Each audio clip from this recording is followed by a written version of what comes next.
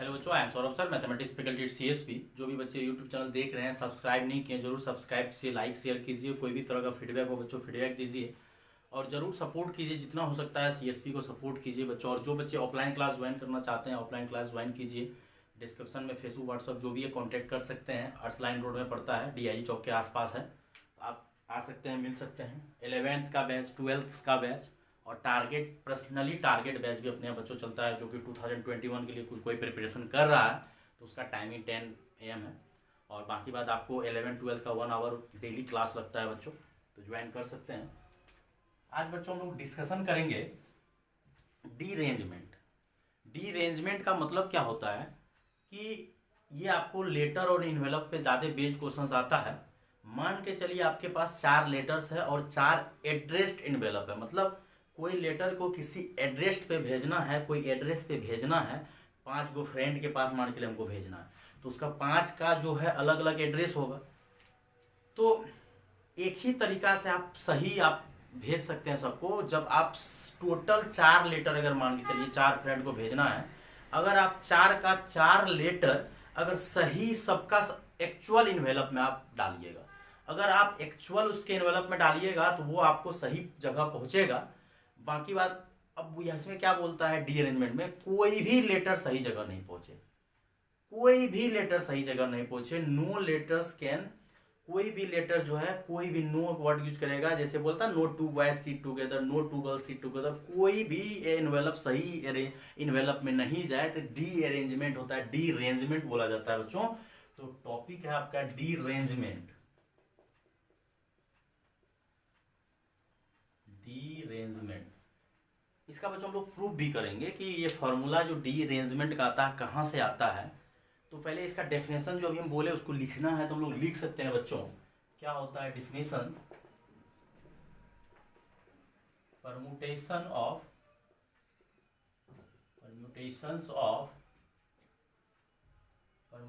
Of set of n elements, या लिख दीजिए तत्कालिक set of elements, permutations of set of elements such a minor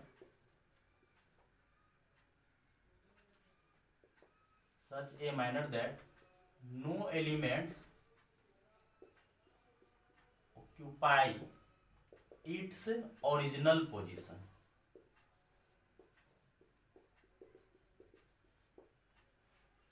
permutations of set of element मतलब n object रहेगा, n elements रहेगा, वो बात की बात है, शॉर्ट में डेफिनेशन लिखा दिए। Permutations of set of elements such a manner that no elements occupy its original position. No elements मतलब इसका मीनिंग अगर आप जाइएगा तो नो एलिमेंट्स, और नो एलिमेंट्स का मीनिंग होगा कोई भी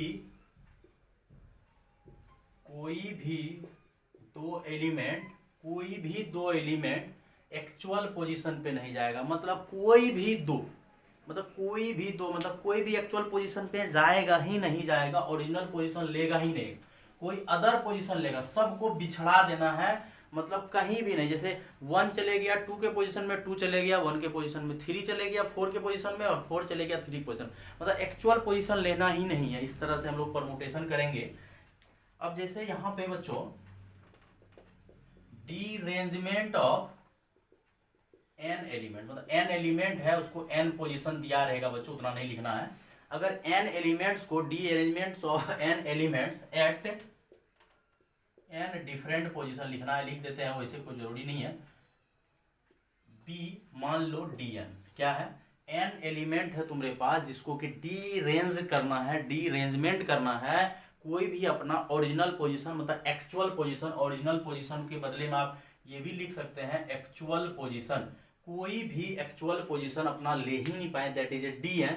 और डी एन का बच्चों फॉर्मूला पे अगर बात आएगा तो डी एन का फॉर्मूला होता है फैक्टोरियल एन और 1 minus 1 by factorial 1 plus 1 by factorial 2 plus 1 by factorial है, यहाँ माइनस लगेगा, फिर प्लस 1 बाय फैक्टोरियल 4, देन फिर minus 1 by factorial 5 dash dash dash plus minus 1 पे power n divided by 1 by n पे फैक्टोरियल। वो depend करेगा n पे। अगर n इवन हुआ तो पॉजिटिव होगा, अगर n ओड हुआ तो निगेटिव होगा। तो dn is equal to n factorial n into 1 minus 1 आएगा, फिर minus 1 by factorial 1 plus 1 by factorial 2 minus 1 by factorial 3 factorial 4, फिर यहाँ पे बच्चों क्या आएगा minus, then plus, then minus, odd में माइनस, इवन में प्लस। लेकिन बच्चों हम चाह रहे हैं कि ये फॉर्मूला प्रूफ करे कि कहाँ से आया, थोड़ा सा टाइम लगेगा, थोड़ा आपको दिमाग लगाना पड़ेगा, एक्चुअली कॉम्प्लिकेटेड है। क्या होता है देखो बच्चों। अच्छा, टोटल dn हमको निकालना है, हम लोग क्या करेंगे total permutation without any condition, कोई भी कंडीशन आपको नहीं देंगे, कंडीशन भी बोल सकते हैं या रिस्ट्रिक्शन भी बोल सकते हैं, कोई भी रिस्ट्रिक्शन आपको नहीं।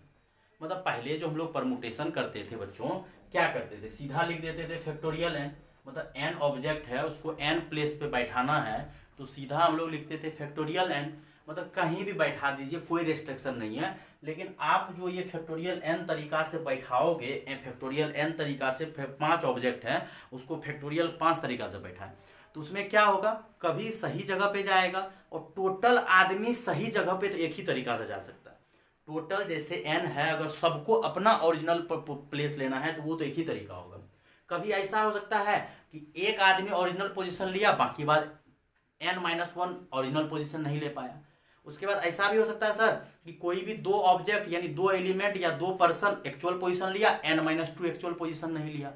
तो हम लोग विदाउट रेस्ट्रिक्शन बैठा दिए n आदमी को बैठाने का तरीका। अगर जिसको दिक्कत हो रहा है इसको हम लोग शायद बोलते हैं npn, n ऑब्जेक्ट है, n पोजीशन बैठाना है, इसी को तो हम लोग बोलते हैं फैक्टोरियल n। उसमें से हम लोग को माइनस करना है क्या, जब एक आदमी सही जगह पे बैठे, n-1 सही जगह पे नहीं बैठे, n 2 ऑब्जेक्ट सही जगह पे, 2 पर्सन सही प्लेस पे बैठे, n-2 सही प्लेस पे नहीं बैठे, ऐसा हो सकता है। या अगर 3 ऑब्जेक्ट बैठे सही पोजीशन पे, एक्चुअल पोजीशन ले और n-3 नहीं ले, तो हम लोग क्या करते हैं, परमुटेशन ऑफ एटलीस्ट 1 एलिमेंट या ऑब्जेक्ट, जो लिखना n elements object occupy its original position, original position या ओरिजिनल ही बोल सकते हैं या एक्चुअल पोजीशन, जो उसका पोजीशन था। ऐसा क्यों सब्ट्रैक्ट कर रहे हैं बच्चों, क्योंकि हम लोग क्या पढ़े हैं कि डी अरेंजमेंट मतलब कोई भी मतलब 5 आदमी है, पांचों का पांचों जगह पे नहीं बैठे, टोटल 10 आदमी है, 10 का 10 एक भी सही जगह पे नहीं बैठे, that is a D arrangement. तो जब टोटल परमुटेशन हम लोग बच्चों किए थे तो उसमें से क्या हुआ था कि कभी एक आदमी सही जगह पे बैठ गया होगा तो n-1 सही जगह पे नहीं बैठा होगा, कभी ऐसा हुआ होगा कि 2 ऑब्जेक्ट सही पे होगा और n-2 सही जगह पे नहीं होगा, कभी ऐसा हुआ होगा कि 3 ऑब्जेक्ट तो सही पोजीशन पे होगा लेकिन n-3 सही, हमको एक को भी सही नहीं करना। तो टोटल इसमें तो सब आ गया, रिस्ट्रिक्शन कंडीशन नहीं है कोई, तो घटा देंगे। अब इसमें बच्चों एक लफड़ा आएगा कि एटलीस्ट का मतलब होता है, अगर सब बच्चा को पता होगा, हम बताएं बहुत पहले कि जैसे P A यूनियन B, मतलब जैसे नंबर अगर गिनती करोगे तो ये होता है आपका NA plus NB minus NA intersection B, क्योंकि A इंटरसेक्शन B एक बार A में भी काउंट हो जाता है फिर B में भी काउंट हो जाता है, और इसको हम लोग बोलते हैं एटलीस्ट, बोलो एटलीस्ट ही बोला जाता है, या बोला जाता है सबको मिला के एक जगह कलेक्ट किए, और यहाँ से फिर NA union B union C, मतलब एटलीस्ट 1, या तो एक होगा या दोनों होगा या तीनों होगा एटलीस्ट। तो मतलब या तो एक बैठेगा सही जगह पे, या 2 बैठेगा, या 3, या जितना है उतना बैठेगा।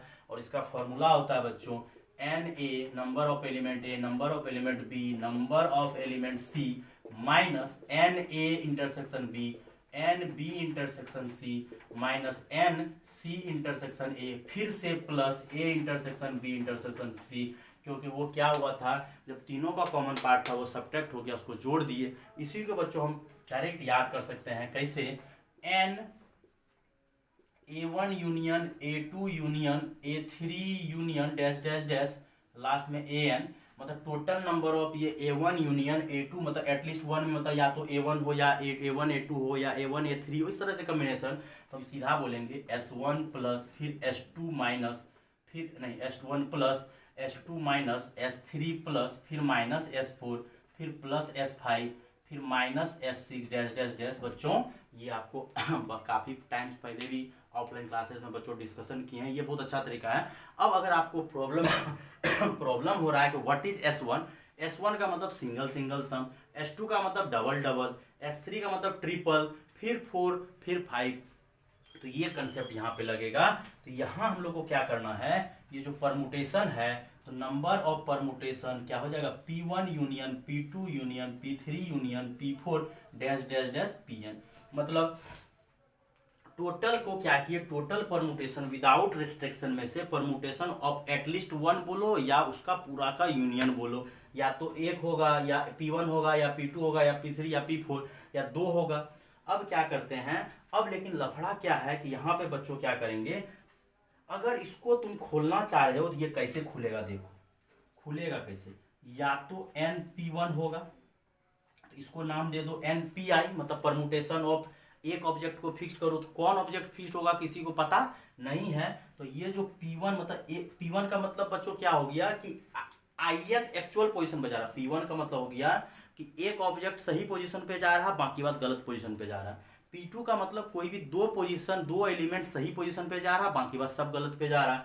P3 का मतलब 3 एलिमेंट सही पोजीशन पे जा रहा और बाकी बात गलत पोजीशन पे जा रहा। और लेकिन ये जो है ये NPN, मतलब क्या करेंगे, फैक्टोरियल माइनस ब्रैकेट, मान लो कि कोई एक ऑब्जेक्ट सही पोजीशन पे जा रहा, अब कौन सा ऑब्जेक्ट सही पोजीशन पे जा रहा वो तो तुमको पता नहीं है, तो हम लोग क्या करेंगे, n में से एक ऑब्जेक्ट सेलेक्ट कर लिए, कौन ऑब्जेक्ट सही पोजीशन पे जा रहा हम लोग को पता नहीं है, S1 का मतलब हो गया सिंगल सिंगल, तो एक ऑब्जेक्ट को फिक्स किए हैं, कौन ऑब्जेक्ट फिक्स हुआ हम लोग को पता नहीं है, तो n में से एक ऑब्जेक्ट चूज किए हैं और बाकी बात n-1 को सजा दिए, एक ऑब्जेक्ट चूज किए, फिर माइनस, अब किसी भी दो ऑब्जेक्ट को चूज करो, और दो ऑब्जेक्ट को चूज किए और दो ऑब्जेक्ट को खाली चूज करो, ऑटोमेटिक करेक्ट पोजीशन पे चले जाएगा, जैसे डिजिट का प्रॉब्लम करवाए थे, कोई भी दो ऑब्जेक्ट को चूज करो, उसको फिक्स्ड कर दो और पोजीशन पे चले गया, बाकी बात n-2 ऑब्जेक्ट गलत पोजीशन पे, फिर n में से कितना ऑब्जेक्ट सेलेक्ट करो, 3 ऑब्जेक्ट, और वो कौन सा पोजीशन लेगा, अब बचा कितना n-3, तो वो गलत पोजीशन पे जाएगा, डैश डैश डैश डैश। और NC1 का मतलब होता है, इसको बच्चों पहले नोट करो,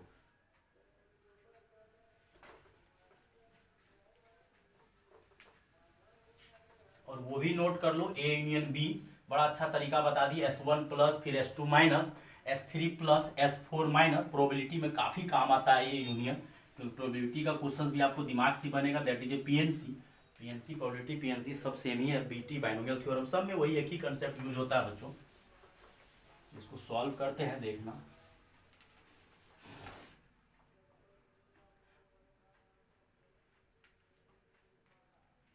अब देखो क्या करते हैं, NC1 यहाँ तो पहले लिखो फैक्टोरियल एन, इस तरह से भी लिख सकता है, फैक्टोरियल एन ऐसे भी लिख सकता है, या जो ऐसे लिखना है लिखो, दोनों कंफर्टेबल है, इस तरह से भी लिख सकते हैं, किसी को दिक्कत होता है तो। अब NC1 का मतलब होता है कि n को उल्टा कितना बार लिखेंगे, एक बार, फिर NC2 का मतलब होता है कि n को उल्टा 2 बार, ये तरीका बहुत बेस्ट है बेटा, ये तरीका अपनाओ कि NC2 n को उल्टा 2 बार और 2 गुना 1, फिर यहाँ पे बचा कौन था, n माइनस, क्योंकि दो ऑब्जेक्ट को चूज किए थे और दो ऑब्जेक्ट को चूज करके वो ऑटोमेटिक सही पोजीशन पे गया था, बाकी बात n-2 को गलत पोजीशन पे बैठाए थे, और प्लस फिर n को उल्टा कितना बार लिखो, n-1 n-2 डिवाइडेड बाय 3 2 1, और यहाँ पे कितना ऑब्जेक्ट गलत पोजीशन पे गया था, n-3 factorial dash dash dash. अब ध्यान से बच्चों देखो, ये दोनों मिल के ये आपका n और n-1, जैसे कि फैक्टोरियल 9 को अगर आप, जैसे फैक्टोरियल 9 को अगर आप 10 दे दोगे तो ये क्या बन जाएगा, फैक्टोरियल 10, उसी तरह से फैक्टोरियल n-1 को n मिल गया तो ये बन जाएगा फैक्टोरियल n, और उल्टा लिखना है तो लिख दो, एक बार उल्टा तो नीचे वाले को नाम दे दो फैक्टोरियल 1, अगर प्रूव करना है तो, फिर माइनस, ये तीनों मिलके ये भी बन जाएगा फैक्टोरियल n और नीचे वाले को फैक्टोरियल 2, फिर ये वाले पार्ट आपका मिलके बन जाएगा n factorial divided by 3 factorial, और फिर minus n factorial by 4 factorial dash dash dash, लेकिन आगे आपका माइनस लगा हुआ है और सब जगह से फैक्टोरियल n कॉमन आ रहा है, तो ये 1 रहेगा, और ये 1 बाय, फॉर्मूला में चाहोगे तो ये फैक्टोरियल का वैल्यू 1 होता है, काट सकते हो लेकिन मत काटो, फॉर्मूला स्टैंडर्ड है, इसको याद करें। और ये माइनस क्या हो जाएगा, प्लस, फिर ये क्या हो जाएगा माइनस, क्योंकि आगे माइनस लगा हुआ था। टोटल केस में विदाउट रेस्ट्रिक्शन में से हम लोग सब्ट्रैक्ट कर रहे थे, और फिर माइनस से ये प्लस हो जाएगा। फैक्टोरियल n तो कॉमन ले लिए हैं, फिर फैक्टोरियल 5 डैश डैश डैश, वो डिपेंड करेगा -1 पे, पावर n पे। n क्या है तो यहाँ से दिख रहा है 1 - 1 by factorial 1 plus 1 by factorial 2 minus 1 by factorial 3, odd में माइनस, इवन में प्लस। और ये 1 को काटना नहीं है, तो बहुत अच्छे तरीके से बच्चों प्रूव कर दिए। परमुटेशन ऑफ विदाउट रिस्ट्रिक्शन में सब आ गया, उसमें से एटलीस्ट 1 एलिमेंट होता है, या तो एक एलिमेंट सही जगह पे जाएगा या 2 एलिमेंट सही। अब लेकिन 2 एलिमेंट कौन सा सही जगह पे जाएगा हम लोग को थोड़ा पता है कि 2 एलिमेंट, तो वो n में से पहले 2 सेलेक्ट करो, फिर बाकी बात जो n-2 ऑब्जेक्ट रिमेनिंग है उसको डी अरेंज कर दो कहीं से कहीं। मतलब डी अरेंज भी क्या बोलो, मतलब फ्री कर दो, जहां बैठना बैठेगा। फिर n में से 1 को सेलेक्ट करो और n-1 को बैठा दो उधर बाकी बात बॉक्स में, और n में से 3 मतलब 3 को सही जगह पे बैठा दो जो एक्चुअल पोजीशन है, बाकी बात को डी अरेंज, और वो एटलीस्ट। और हमको कोई भी ऑब्जेक्ट को सही पोजीशन पे नहीं बैठाना है, तो टोटल केस में एटलीस्ट 1 को सही पोजीशन में बैठाने वाला 2 को ये कंडीशन है। और वो जो S1 S2 लिखा है यूनियन में, एटलीस्ट 1 का मतलब यूनियन हो जाता है। यूनियन का ये फॉर्मूला होता है NP1, सिंगल सम, डबल सम, ट्रिपल सम। और ये P1 का मतलब किसी एक को सही जगह बैठा रहे हैं, permutation of at least 1 object, permutation of 2 object सही जगह जा रहा है, permutation of 3 object occupy actual position. तो ये आपका फॉर्मूला है, और ये आपका देखिए प्रूफ हो गया। तो एक्चुअल ये D एंड D अरेंजमेंट का ये फॉर्मूला आपको याद होना चाहिए। 1 - 1 by factorial 1, 1 by 2 factorial 2, plus minus चलते रहेगा बच्चों। अब ये क्वेश्चन और कभी कभी ये भी बोलता है कि n ऑब्जेक्ट में से r ही ऑब्जेक्ट को डी अरेंज करना है, तो और अच्छा है, पहले n में से r ऑब्जेक्ट सेलेक्ट कीजिए और फिर जाके उसको डी अरेंज करिए। तो उतना ही को डी अरेंज करना है जितना वो बोलेगा, बाकी बात को छोड़ देना, बाकी बात अपना जहां जाएगा एक्चुअल पोजीशन पे जाएगा वो।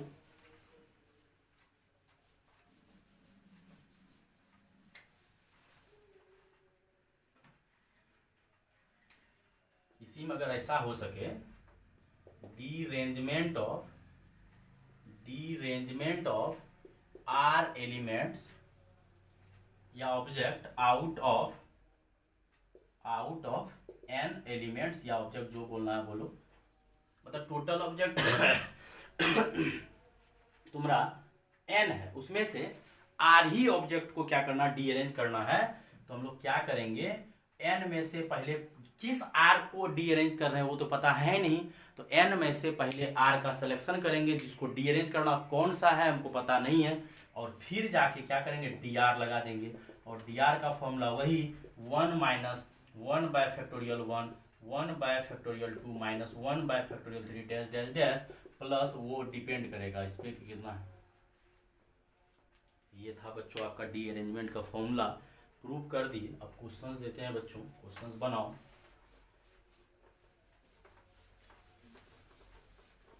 क्वेश्चंस पूरा नहीं लिखना है, बस समझना है कि एक्चुअली क्वेश्चंस क्या आता है।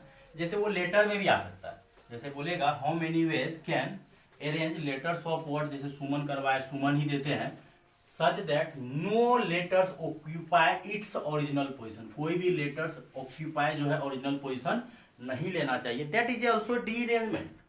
सबसे पहला आसान क्वेश्चन ही देते हैं, how many ways can rearrange the letters of word Suman such that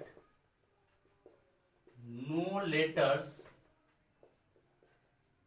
occupy its original position या एक्चुअल पोजीशन जो बोलिए। ये भी आपका डी अरेंजमेंट का ही क्वेश्चन है, ये आपको दिमाग लगाना पड़ेगा कि how many ways can rearrange मतलब वो आपको जो 5 लेटर दिया हुआ उसको आपस में रीअरेंज करेंगे, तो टोटल वे तो फैक्टोरियल 5 होगा।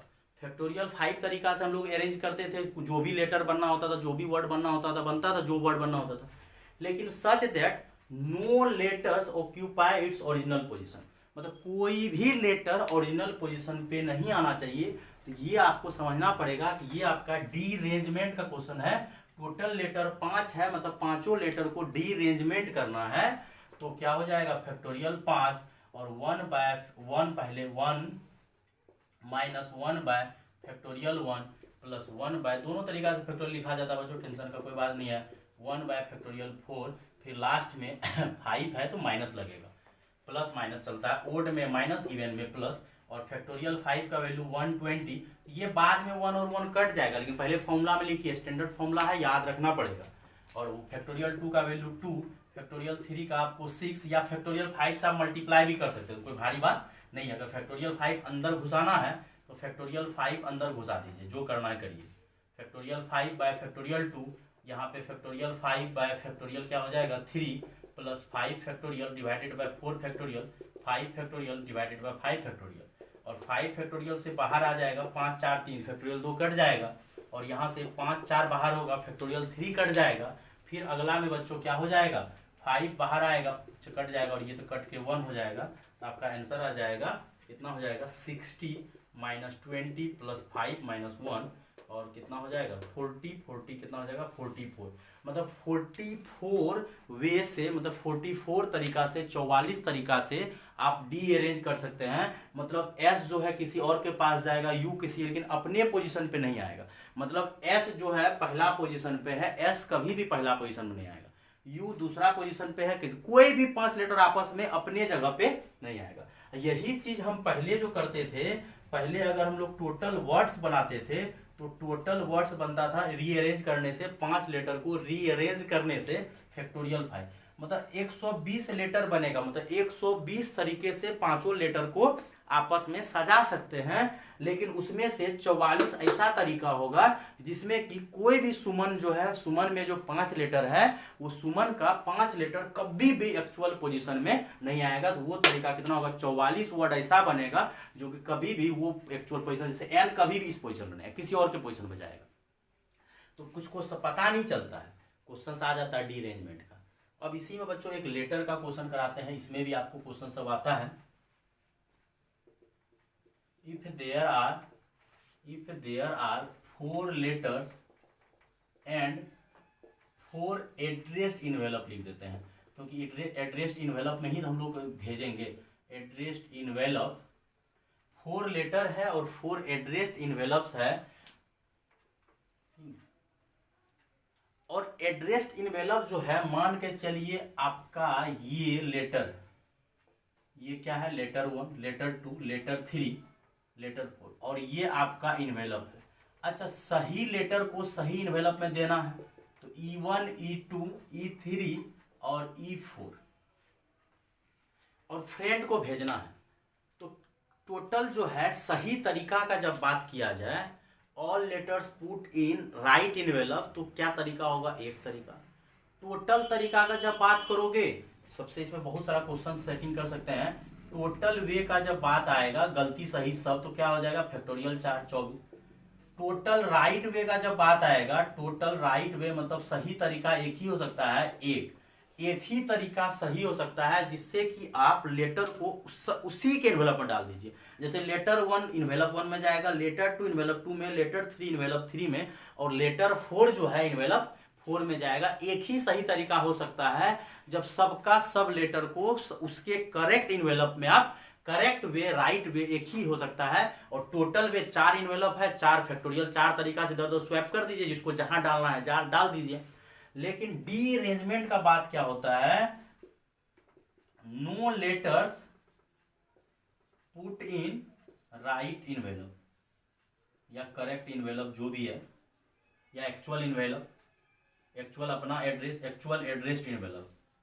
मतलब कोई भी लेटर जो है इस तरह से फिलअप करना है, इस तरह से लेटर को डालना है कि कोई भी लेटर नहीं जाए। जैसे लेटर 1 चले जाएगा लेटर 3 के पास, लेटर 2 चले जाएगा लेटर 4 के पास, लेटर 4 आ जाएगा इन्वेलप 1, और लेटर 3 इन्वेलप, मतलब कोई भी लेटर जो है सही इन्वेलप में नहीं जाएगा, तो इसको that is a D arrangement बोला जाता है। और factorial 4 1 minus 1 by factorial 1, 1 by factorial 2 minus 1 by factorial 3 plus 1 by factorial 4, और फैक्टोरियल 4 को डायरेक्ट अंदर घुसा दीजिए, ये कैंसिल, और फैक्टोरियल 4 बाय फैक्टोरियल 2 कितना हो जाएगा, डायरेक्ट लिखते हैं 12 माइनस, और यहाँ पे कितना हो जाएगा 2, और यहाँ पे शायद +1, देख लो बच्चों, तो 24 को 2 से डिवाइड करेंगे तो कितना हो जाएगा 12, और 24 को 6 से करेंगे तो 4 आएगा,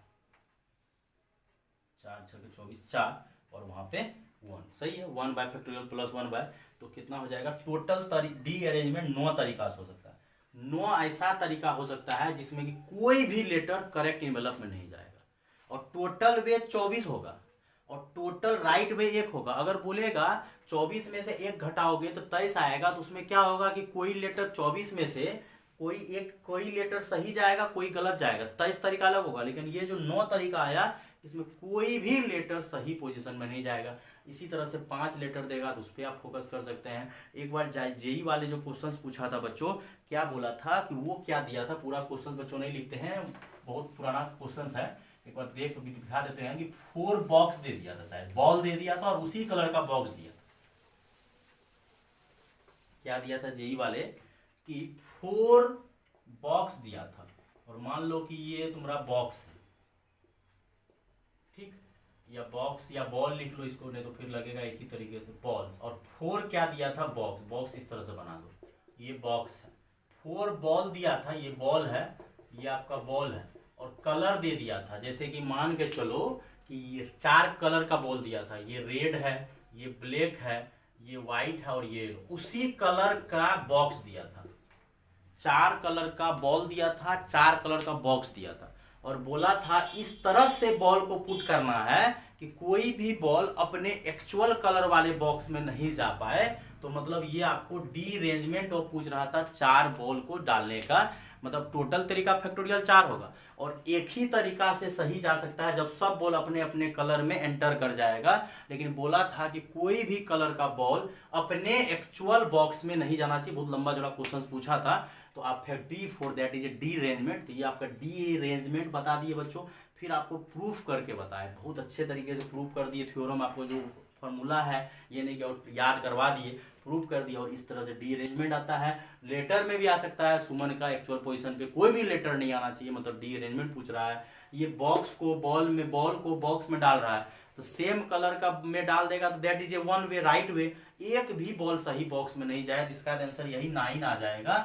और राइट वे एक तरीका होगा, और बोलेगा कि ऐसा तरीका बताओ जिसमें कि मतलब कि कोई एक लेटर सही जगह में नहीं पहुंच पाए, तो 24 में से घटाओगे 23 तरीका ऐसा होगा जिसमें कोई सही रहेगा कोई गलत रहेगा, लेकिन 9 तरीका ऐसा होगा जिससे कोई भी लेटर एक्चुअल पोजीशन में नहीं जा पाएगा। बच्चों नोट कर लीजिए बच्चों, थैंक यू।